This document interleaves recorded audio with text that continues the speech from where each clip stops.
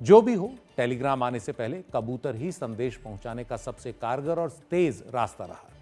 हमारे आसपास उड़ने वाले ये आम कबूतर यानी रॉक पिजन मूल रूप से उत्तर अफ्रीका, दक्षिणी यूरोप और दक्षिण पश्चिम एशिया के थे। जंगलों में वो ऊंची चट्टानों पर रहते और घोंसले बनाते आए थे।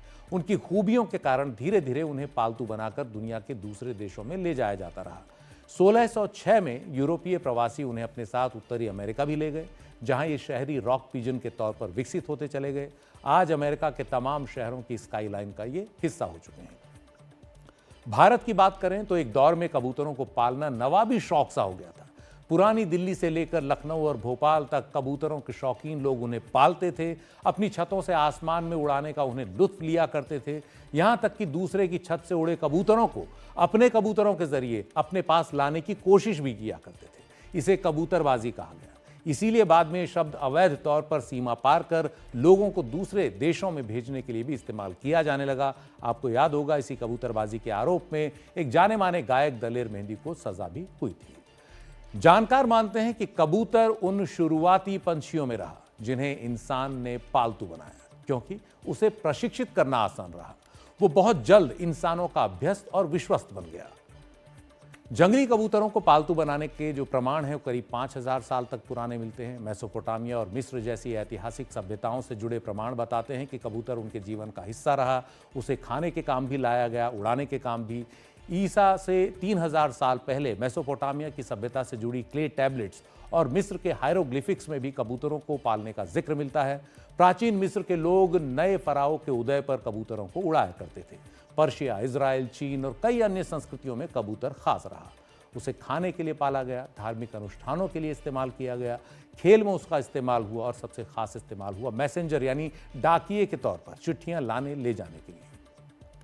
कबूतरों को ही ग्रीक देवी एफ्रोडाइट और रोमन देवी वीनस के प्रतीक के तौर पर इस्तेमाल किया जाता रहा।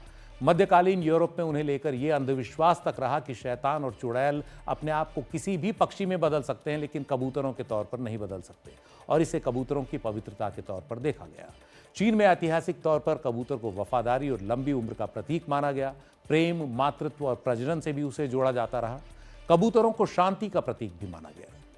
आज भी शांति के प्रतीक के तौर पर उन्हें उड़ाने का चलन बना हुआ है, लेकिन रंगों को लेकर शायद ये हमारे भीतर बसा एक पक्षपात ही है कि शांति के प्रतीक के तौर पर हमेशा सफेद कबूतर उड़ाए गए, स्लेटी कबूतर नहीं। जिन्हें शांति के प्रतीक के तौर पर उड़ाया जाता है उन्हें डव या फाख्ता कहा जाता है, जो आकार में थोड़े छोटे होते हैं, हालांकि है वो कबूतर की फैमिली के ही। कबूतरों की चोंच में ऑलिव यानी जैतून की पत्तियों को भी शांति के संदेश के तौर पर दिखाया जाता है।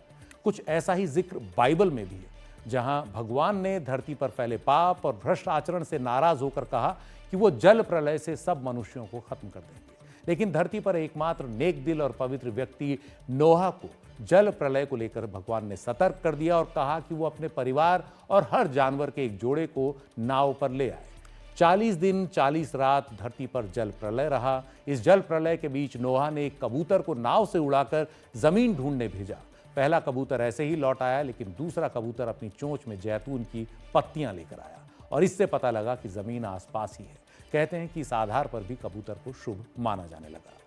जैविक विकास की प्रक्रिया का सिद्धांत देने वाले मशहूर प्रकृतिवादी और जीव विज्ञानी चार्ल्स डार्विन ने अपनी theory of evolution by natural selection यानी प्राकृतिक चयन का जो सिद्धांत तैयार किया, उसमें भी कबूतरों का काफी अध्ययन किया और इसके आधार पर उन्हें विकासवाद का सिद्धांत तैयार करने में मदद मिली। वैसे कबूतरों की बात करते हैं तो आमतौर पर हमारे दिमाग में स्लेटी रंग के या सफेद कबूतरों की ही तस्वीर बनती है, किसी हरे पीले कबूतर की नहीं। हम तोते की बात नहीं कर रहे हैं, एक कबूतर की ही बात कर रहे हैं जो देश की राजधानी दिल्ली का ही बाशिंदा है। इसे हरियल भी कहते हैं, yellow footed green pigeon. Rock pigeon का ये शर्मीला रिश्तेदार है जो पेड़ों, खासतौर पर पीपल और बरगद की टहनियों पर पत्तों के बीच अपने रंग के कारण छुपा रहता है। जमीन पर बहुत ही कम उतरता है और सुबह के वक्त ज्यादा दिखता है। दिल्ली के पुराने लोग इसे जरूर पहचानते होंगे, नए दौर के लोगों को भी बताना जरूरी है इस खूबसूरत परिंदे के बारे में। वैसे दुनिया में कबूतरों की 352 प्रजातियां अभी तक पाई गई हैं।